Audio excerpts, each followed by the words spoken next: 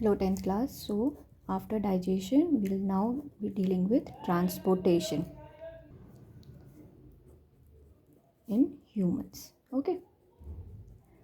So when you get this term transportation in humans, you will have to study three parts. That is heart, जो कि हम उसको क्या बोलेंगे, pumping organ. ठीक है. Then the blood, entire blood, its component and blood vessels जो इन blood को carry करेगा. ठीक है.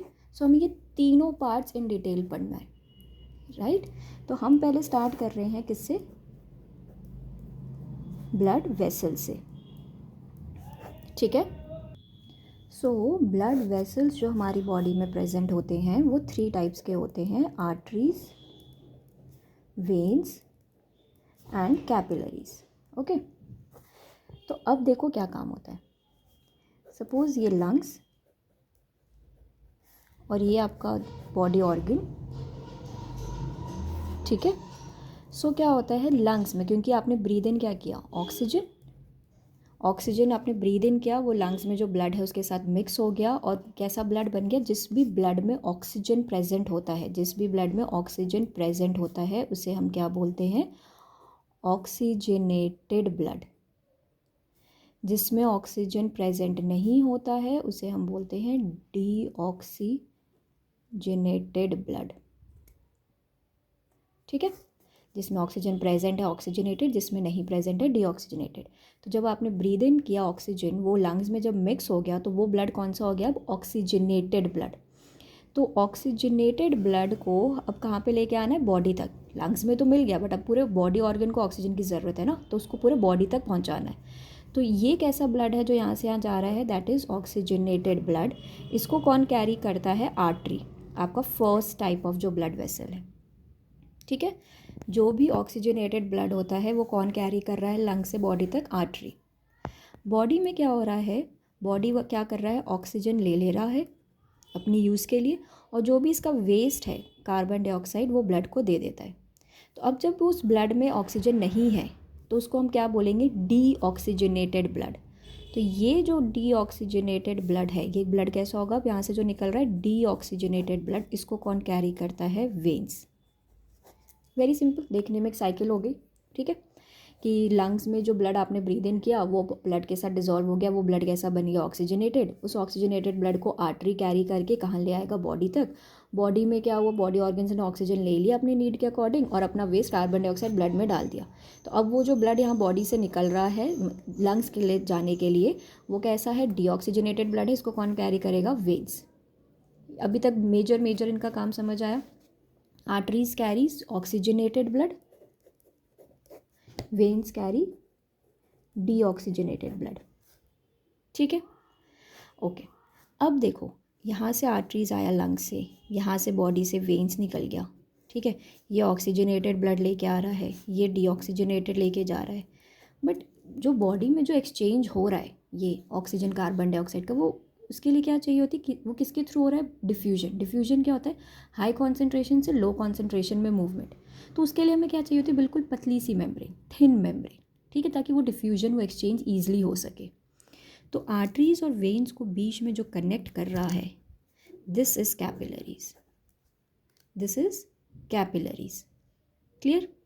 आर्टरीज और वेन्स को जो कनेक्ट कर रहा है that is capillaries. This is only one cell thick, बहुत ही पतली सी एक वेसल होती है. इसका मेजर काम क्या है, इसका काम क्या है, एक्सचेंज करना. इसके थ्रू ही क्या होता है, गैसेस का एक्सचेंज होता है. आर्टरीज के थ्रू एक्सचेंज नहीं होगा, वेन्स के थ्रू एक्सचेंज नहीं होगा. आर्टरीज का काम है ब्लड लेके आना, वेन्स का काम है ब्लड लेके जाना बॉडी ऑर्गन से. इनके थ्रू आर्टरीज के थ्रू एक्सचेंज नहीं हो रहा, वेन्स के थ्रू एक्सचेंज नहीं हो रहा. एक्सचेंज के लिए हमें चाहिए एक पतली सी वेसल, वन सेल थिक, जिसको हम क्या बोल रहे हैं, कैपिलरीज. ठीक है. तो सारा एक्सचेंज इनके थ्रू हो रहा है.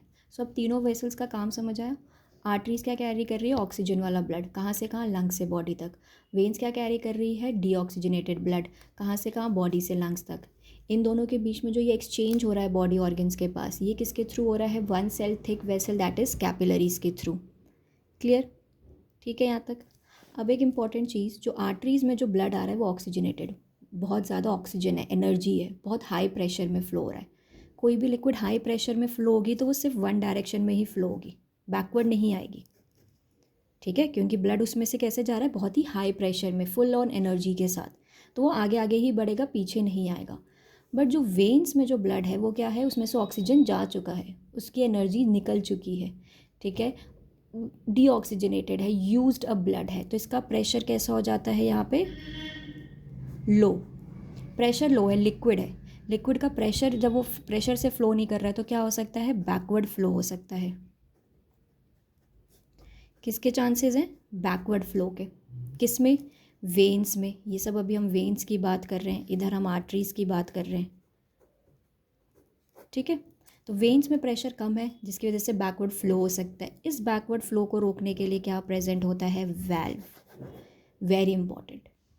वेन्स में अब देखो, अगर ब्लड आगे पीछे एक जगह पे होते रहेगा तो फिर वो वापस लंग्स तक नहीं जा पाएगा ना, उसको वापस ऑक्सीजन नहीं मिलेगा और साइकिल नहीं चलेगी, राइट। तो यहाँ पे अब आपसे पूछा जाएगा कि आर्टरीज़ में वाल्व क्यों नहीं होता, क्योंकि यहाँ पे क्या है, प्रेशर बहुत हाई है, ऑक्सीजन है ना, प्रेशर हाई है, तो यहाँ पे बैकवर्ड फ्लो नहीं होगा,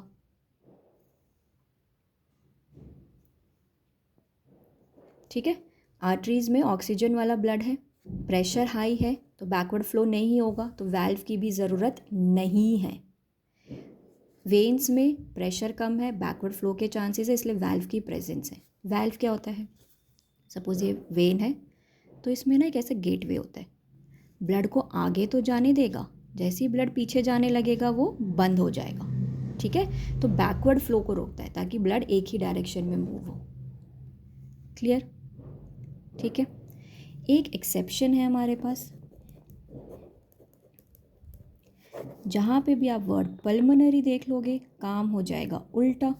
पल्मोनरी आर्टरी क्या करेगी, डीऑक्सीजनेटेड ब्लड, ठीक है।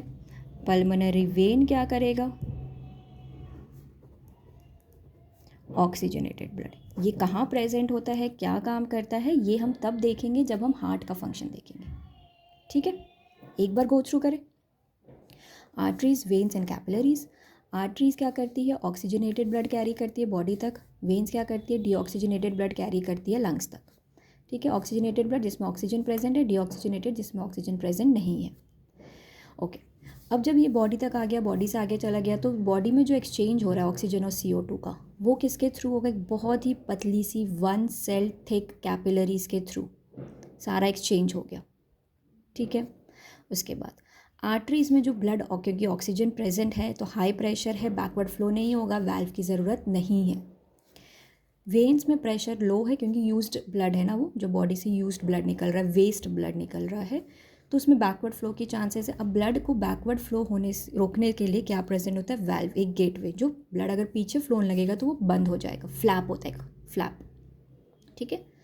एक एक्सेप्शन है जो अभी के लिए सिर्फ ध्यान रखो, ये तब देखेंगे डिटेल में जब हम हार्ट पढ़ेंगे, कि जहाँ पे भी वर्ड पल्मोनरी आ जाएगा काम उल्टा हो जाएगा। आर्टरी अभी तक ऑक्सीजनेटेड कैरी कर रहा था but pulmonary artery deoxygenated carry करेगा, वेन डीऑक्सीजनेटेड कर रहा था बट पल्मोनरी वेन ऑक्सीजनेटेड करेगा, ठीक है।